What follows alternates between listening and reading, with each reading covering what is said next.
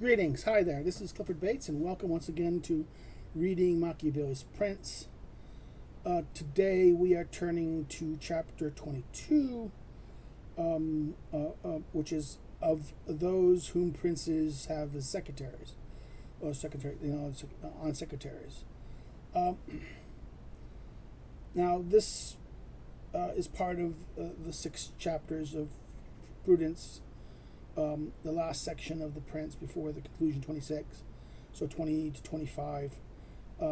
We are now on the third chapter of this. 22 is interesting now. Why? Well, let's think about this. This is a small chapter. It will have 3 paragraphs. And it'll be straightforward. So in that sense, so let's start where we went off. It's not the first paragraph on page 138. Machiavelli. Again, we're using Dial versus Translation. We're reading from Dial versus Leopold Dial versus Translation Prince, published by Waveland. The link below is to the Waveland publisher. You can get it at Amazon and other places. Again, 3 paragraphs. The first paragraph we will begin. Of no little importance to a prince is the choice of ministers, semicolon. And these are good or not, comma, according to the prudence of the prince. So one of the most important things to do with prudence will be his ministers. And whether they're good or not is all about concern with the prince's prudence. In other words, there's judgment. Okay, so in other words, they're going to be useful or not, good or bad, useful or not, will be all due to the prince's judgment. Okay, next sentence. The first conjecture one has to make, one can make, the first conjecture one can make of the brain of a ruler comes from looking at the men he has around him, comma. And when they are competent and faithful, comma, one can always repute him to be wise, because he has known how to recognize them as sufficient, and to keep them faithful. Okay, period. So what is it? He's saying the first thing to understand the brain of a ruler, to get around, to use is to make the brain of the ruler come from looking at the men that he has around him. In other words, you judge a man by who's around him, how smart he is by who is around him. Now he seems to be saying, because why? If he has around him competent people, competent and faithful, if they're competent and faithful, one can always repute him of being wise, because he knew how to recognize them as competent and sufficient, and to keep them faithful to him. Okay, this is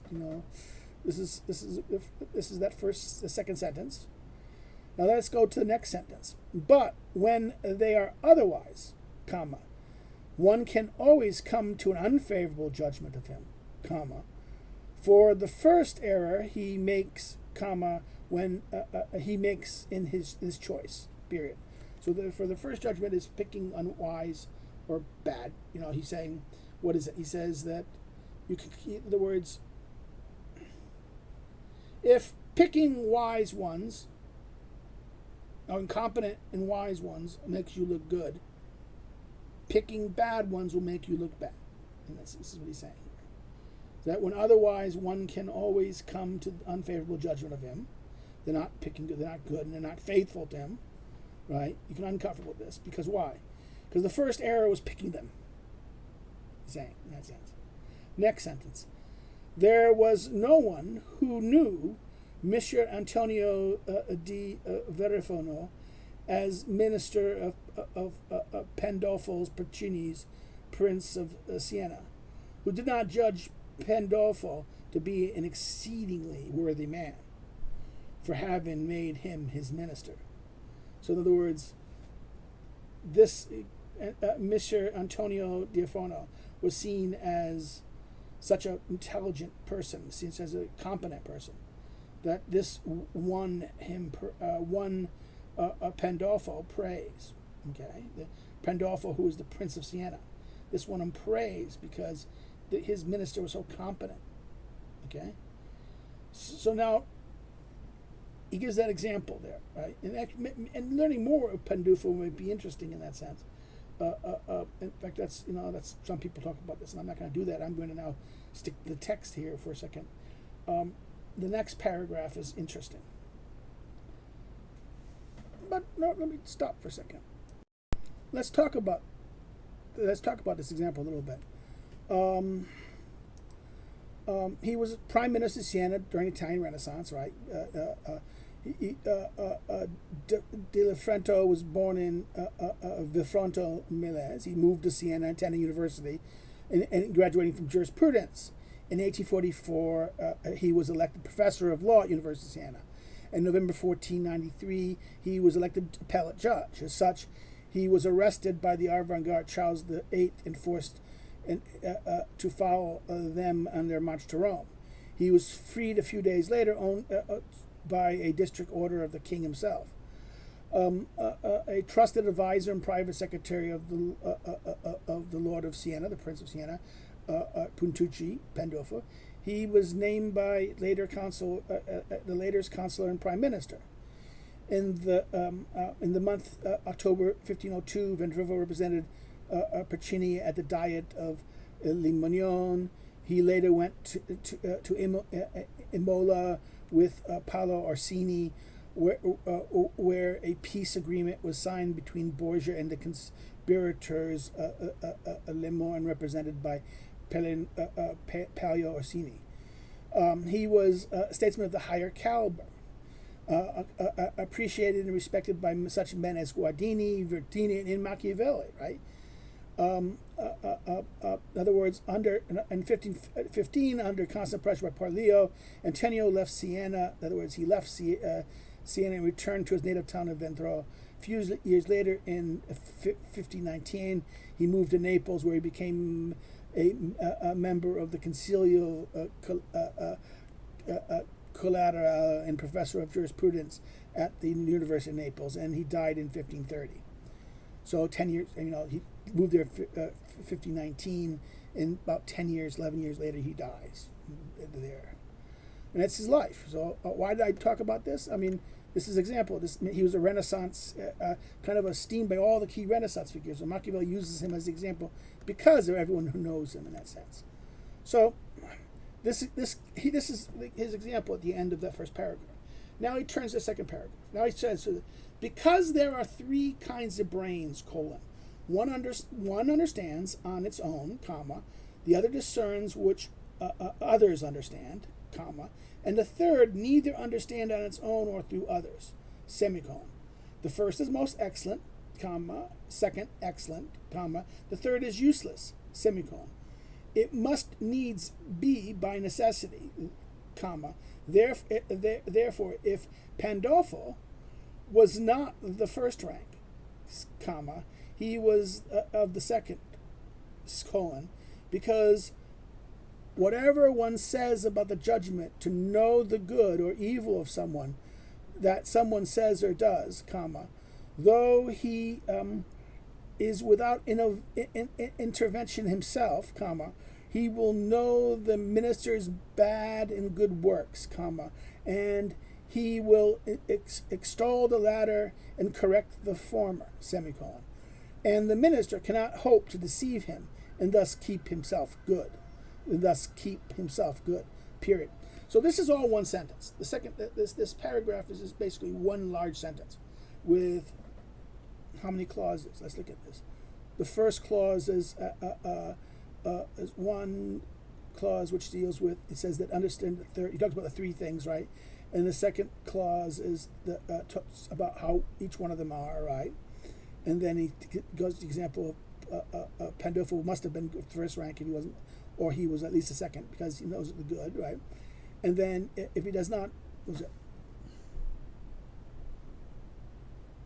Yeah, the third useless, right? And then the second one is those three he talks about. And then the third is simply just that, no, it's two. It's semicolon, semicolon. Okay. And then the full colon, and he was the second, comma. colon, because whatever one has the judgment to know, and whenever one has the judgment to know the good or evil that someone does or says, though he be without invention himself, and Machiavelli has a note here, he will know the minister's bad and good works, right? He knows the minister, and he will restore the latter and correct the former. That's the second. That's the next semicolon, and then it's the minister cannot hope to deceive him of this. Now, inventions is the archaic sense, capacity to discover things for oneself. Innovencia. This is in its archaic usage of discovering things for oneself. So, therefore, again, this is the idea of three minds. One can discover things on their own. Two, learn from others. Three, neither discover on one's own or deceive others. And the example of Pandolfo has to be, as a prince, if he was not able to do it on himself, he lacked the innovation, as he says, to be able to make judgments on his own. He at least was able to pick the right person, okay, someone who was to do this. He's the second sense. He was able to learn from the second sense, right? Machiavelli then has a weird thing. Next paragraph, in the third paragraph here, leads us to this moment. So therefore, you have the three minds, right? The three types of mind, three types of secretaries. One is good. The first one is good. Second one's good, but the third one is, as he says, what it is. The third one is useless. But the question is, how can you be the second without being able to know whether something is good or bad? So you have to have some knowledge. In other words, you won't be able to pick. In other words, you need to be one. You need to be able to what? To judge the good and the bad that people do. If you're not able to know the good and bad, discern the good and bad, then, so if you're not the first, you probably won't be the second. You end up being the third. So this second that maybe not good enough to know it is maybe a trick. Because if you don't have the ability to make judgments, and you have to rely on, isn't this kind of fortune? Isn't this relying on others, not on yourself? In other words, you don't have the ability. In other words, you can't do everything. That's the other thing. The reason for ministers is not because you need them. You need them because your judgment is not good enough.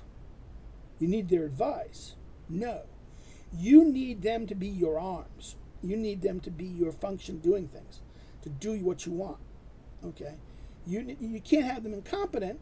But they're there to serve you, not you them. So ministers are there to serve you and to your goal, what you want to accomplish.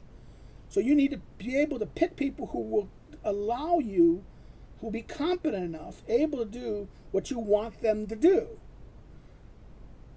Now this is a problem, because what happens if you bring someone who's above, who thinks that they're better than you? Now, that's the problem that, in many ways, that Trump had with someone like Bolton. Bolton really looked down on Trump. Okay, so then, therefore, looking down on Trump, he kind of thought, "I'm better than him. He should listen to me." When they disagreed, he took offense, saying, basically, Trump, you moron. I'm much smarter than you. You should be doing what I tell you to do." No, the problem is, sorry, John. American people elected me, not you, okay? And why don't you try to get with the American people? In other words, this is the problem in this sense. The leader needs to be still leading, making decisions. If you're relying on the others to make decisions, they're running things, and you're not. So that's why you have to, therefore, that's why the second one is a trap.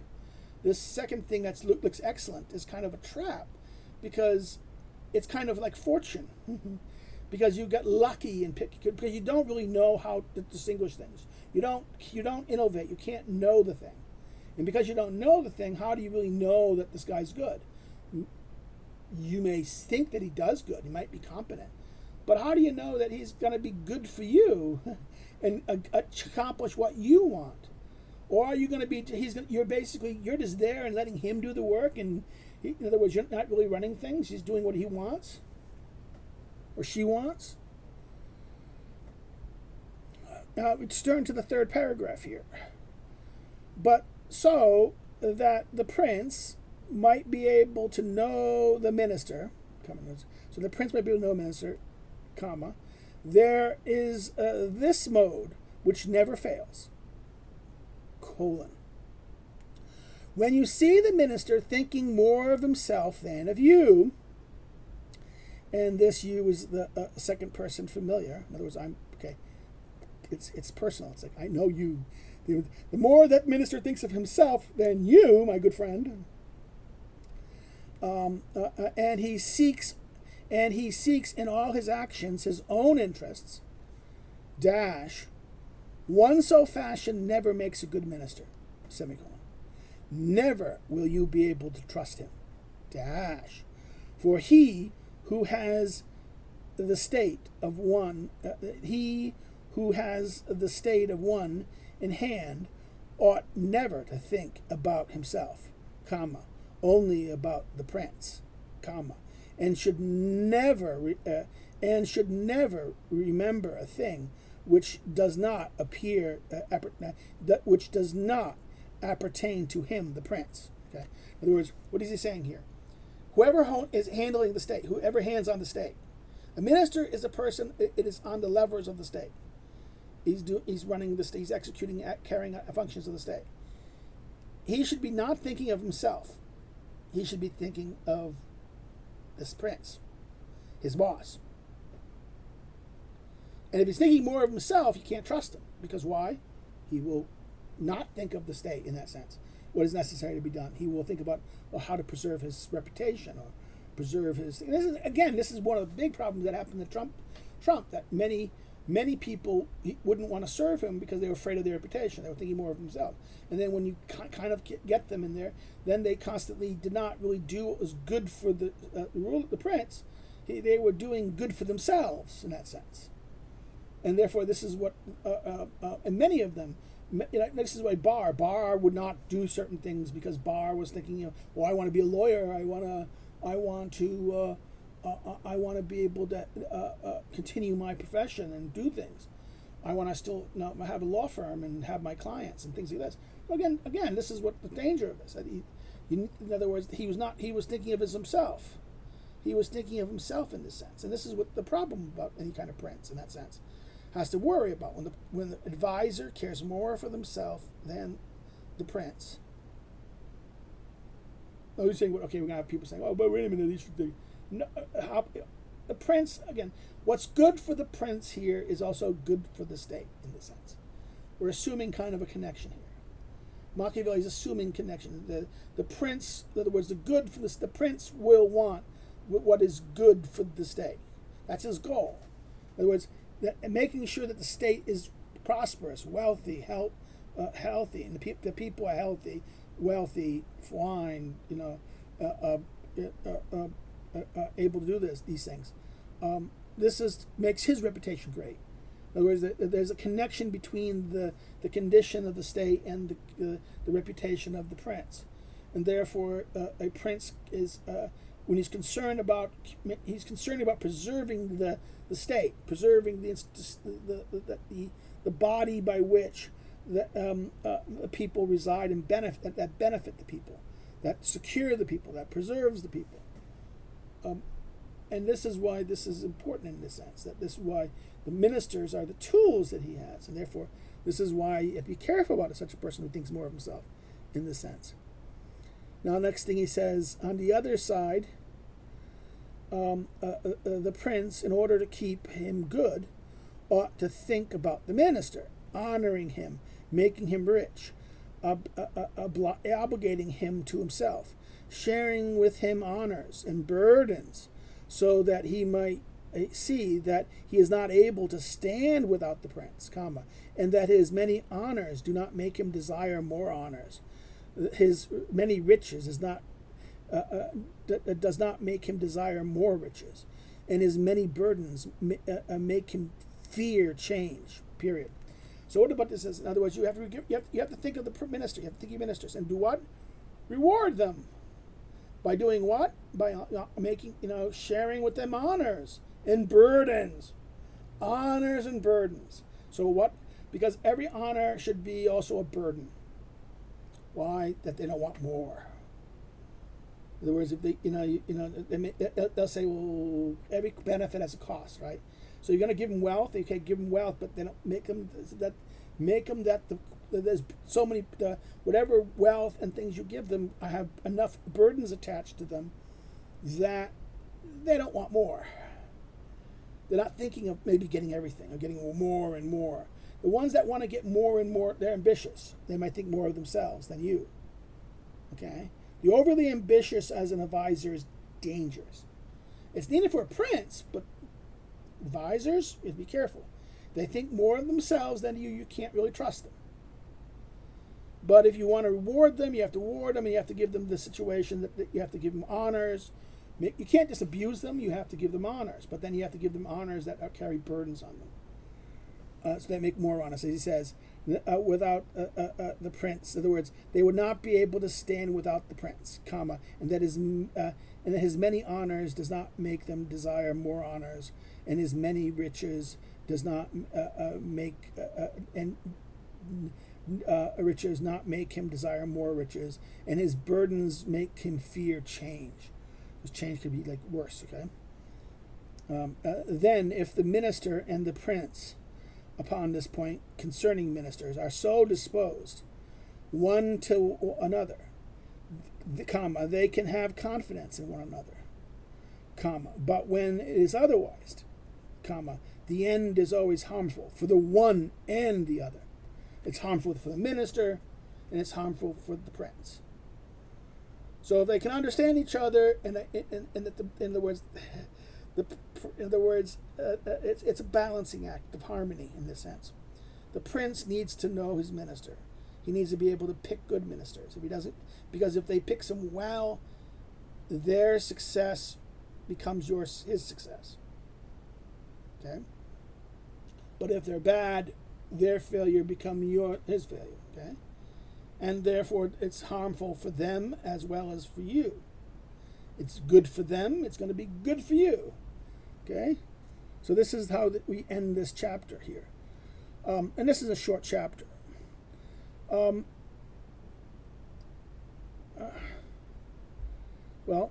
we'll stop here. If anyone has any questions, please put the questions down here below. I will reply if I see any. If you have any, you like the video, please like. If you want to see more of this, please subscribe. If you liked it, please like and share share with a friend or share it on social media. Again, if you want more of something like this, you can always subscribe. And again, my social media information is below. Again, the link to the Wavelin publisher about the Alvarez translation, which we're using for this series. And again, have a good day. This is a short one, so sorry about that. Okay, take care. Bye-bye.